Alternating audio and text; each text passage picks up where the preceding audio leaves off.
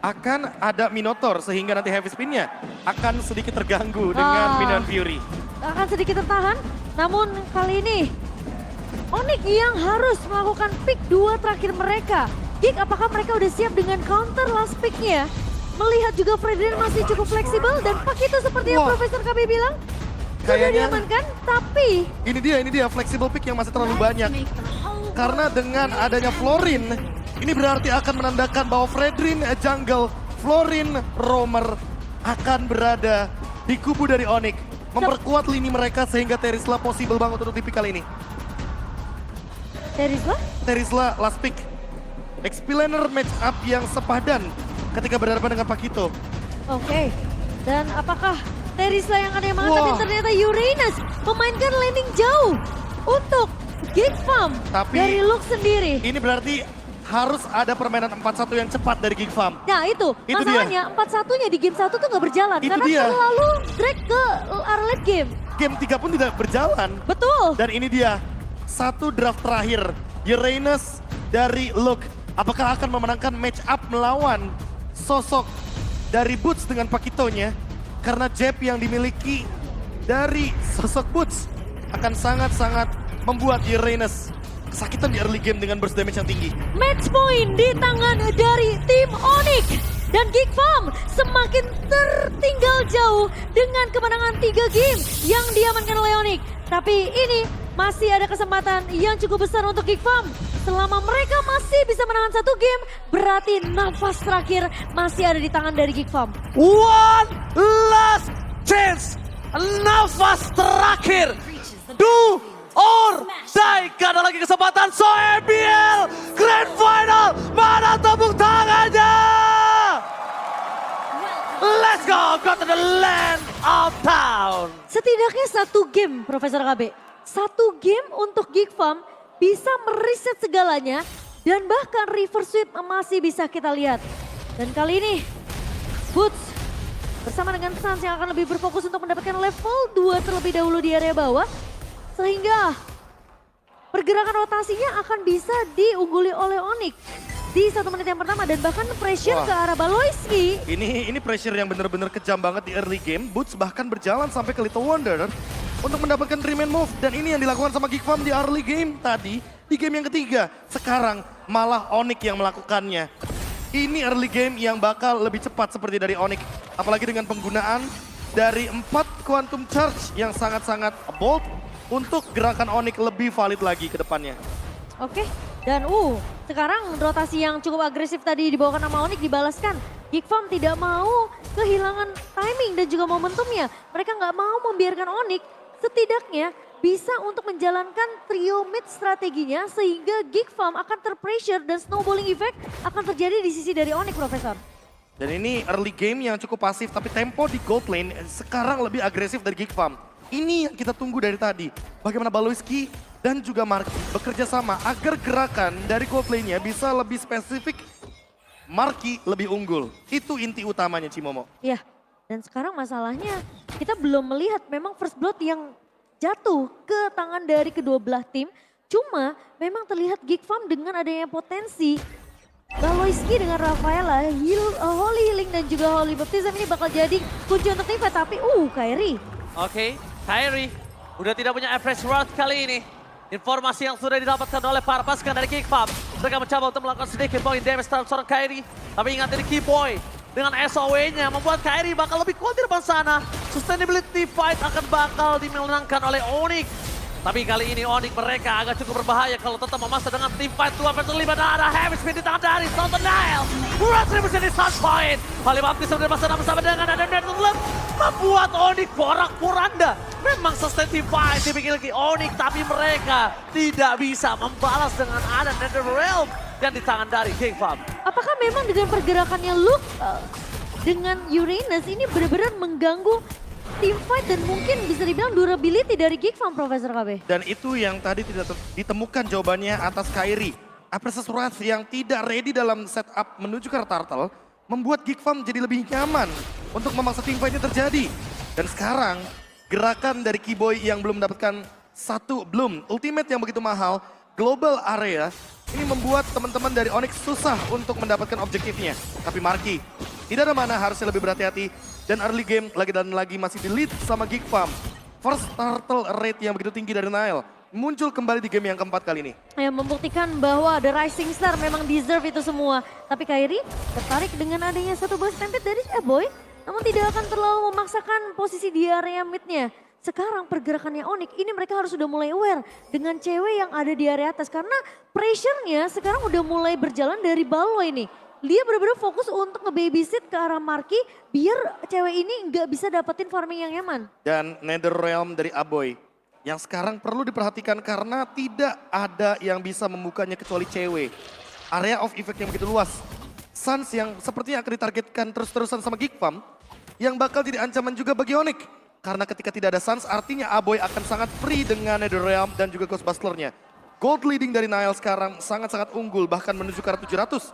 Membuat Geek Farm yang tadi mendapatkan point kill ke arah dari Kairi sepertinya perlu repetitif lagi nanti di turtle yang kedua. Dan ini yang harus diperhatikan oleh teman-teman dari Onyx. Gimana cara cover untuk Kairinya? Oke, tapi kita melihat, ngomongin sosok dari Kairi. Dia malah ke garis depan, dia memberikan sedikit pressure di depan sana. Dan bahkan kalau kita bisa lihat, dari Nile-nya yang punya chance besar banget sih untuk dapetin turtle kali ini. Karena Kairinya benar-benar disibukin dari belakang. Dan bahkan akan coba dipaksa untuk dengan retribution-nya yang menandakan turtle yang kedua tetap akan di tangan Nile.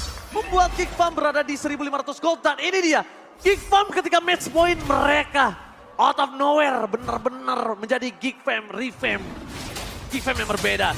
Ya, Geek Farm yang tentunya lebih menunjukkan taring mereka. Karena di season kali ini kita harus lumayan respect dengan potensi dari Nile. Meskipun statusnya lone tapi dia menunjukkan kualitasnya. Dan bahkan mengambil Powerful buff purple buff. dari Kairi. Wow, sebuah jawaban untuk menghentikan pergerakan jungler. Dan lihat Kairi berbanding 2 level dengan adanya Nile. The power of retribution kali ini berhasil didapatkan. Karena Nile tidak menggunakan retributionnya dan ini dia. Haruskah Geek Farm berada di match point sebagai power pick dari timnya? Karena kalau mereka seperti ini berbahaya untuk mereka. Mereka suka bermain di ujung tanduk. Bagaikan mesin diesel yang terlalu lama untuk menjadi panas sama Mochan. Iya, panasnya di benar-benar waktu yang benar-benar krusial banget untuk Geek Farm. Namun Onyx yang kita lihat dengan pressure ke arah Kairi ini sempat dibawakan loh. Ketika Geek Farm memang memberikan pressure di arah 4 besar ya waktu itu ya. Iya, dan kita sekarang melihat, hal yang sama. kita melihat hal yang sama lagi dan lagi. Pressure karena gold lane, cewek yang kehilangan turret outernya. Dan sekarang rotasi dari Geek Farm yang sudah mulai dijalankan karena apa? Karena Marky juga akan hadir di setup turtle selanjutnya. Lihat, belum ada damage yang cukup untuk menumbangkan Luke. Dan semakin lama game berjalan, Luke akan semakin lebih mengerikan dengan blade armornya. Sehingga heavy crossbow dari cewek udah pasti akan memantul kembali damage-nya kepada dirinya sendiri. Oke, dan memang kalau kita melihat dari Geek Farm sendiri, dengan perbedaan net worth 2.000 di tangan dari Geek Farm, di menit yang ke-6 ini sebenarnya udah lumayan mendominasi. Snowballingnya terus berjalan karena turret objektifnya selalu bisa dipegang sama Geek Farm. Dan Onyx sepertinya mereka bakal main agak sabar sih, Prof. Oke, tapi dengan kesabaran yang mereka miliki, apakah mereka akan kehilangan dari sosok perfect turtle mereka? Tapi Kairi berada di garis depan, akan coba adu retribution, dapatkan Kairi! Kali ini gagal kembali. Nile! Perfect turtle sebagai The Turtle Mania selama playoff kali ini menunjukkan taringnya. Di balik sana Luka mencoba untuk menahan semua damage yang diberikan oleh seorang cewek. Bahkan membuat cewek kali ini harus kebingungan. Dua teamfight yang terbelah menjadi dua. Yang membuat para pasukan Onyx benar-benar gak bisa ngedeliver damage. Gak bisa mengcover.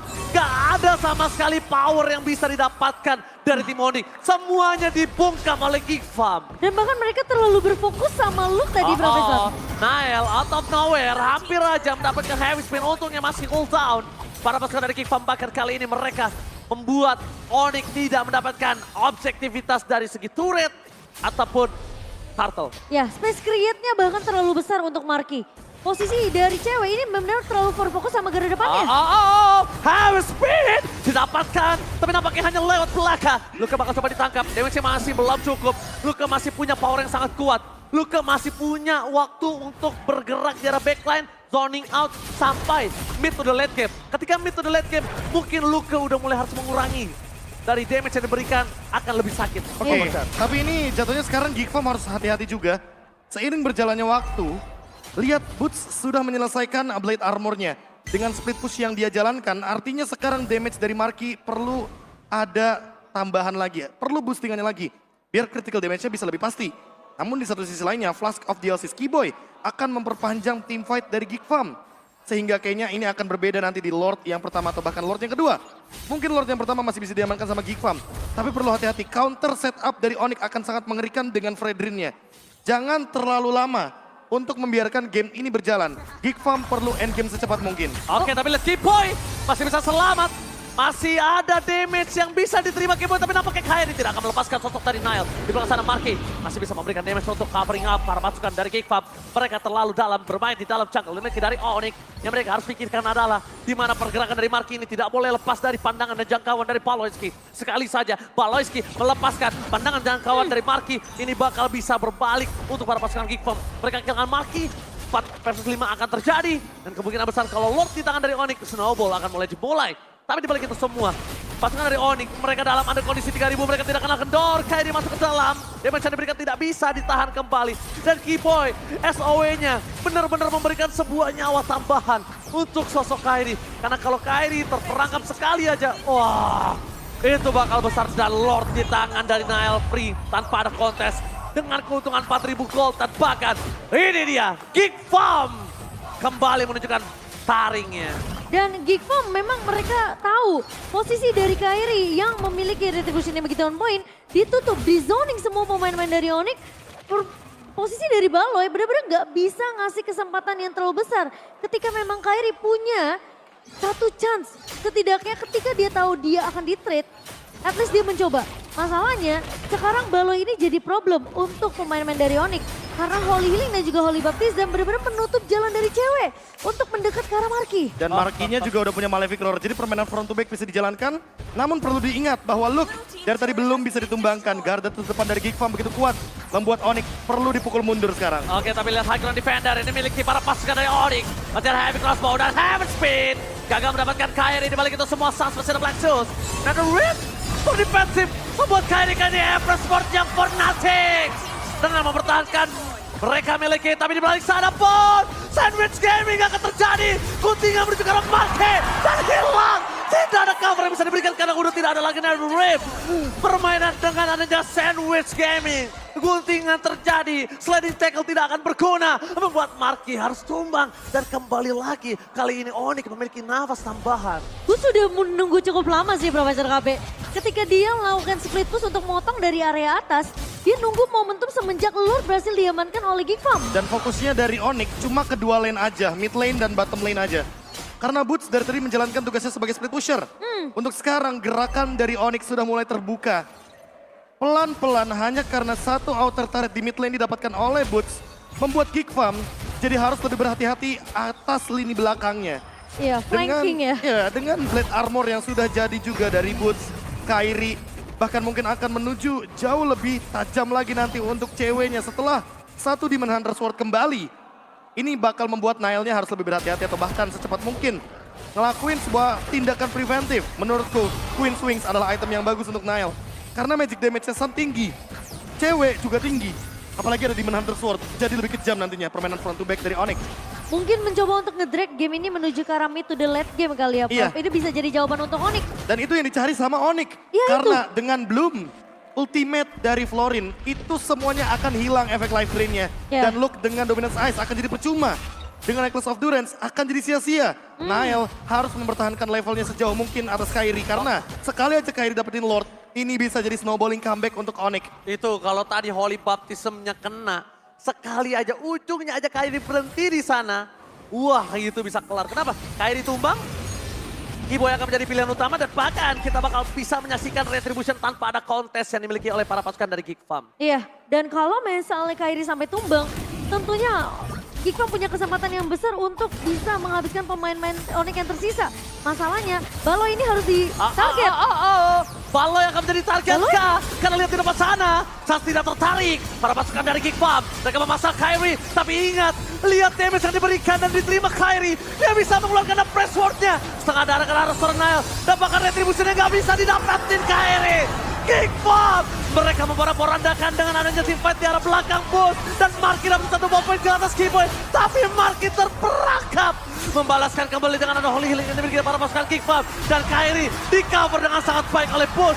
Tapi dibalik itu semua, para pasukan dari Geek Farm gak ngelepasin sedikit pun pandangan dan jangkauannya. Dan bahkan membuat Kyrie harus bertekuk lutut di sana. Tadi aku kira Marky berhasil di pick off sama Oh Boots my loh, god, Bro. oh my god, ini bencana. Gak ada cewek, gak ada Boost, gak ada Kyrie. Geek Farm membalikkan keadaan. Ini dia, Geek Farm too strong ketika match point di tangan mereka.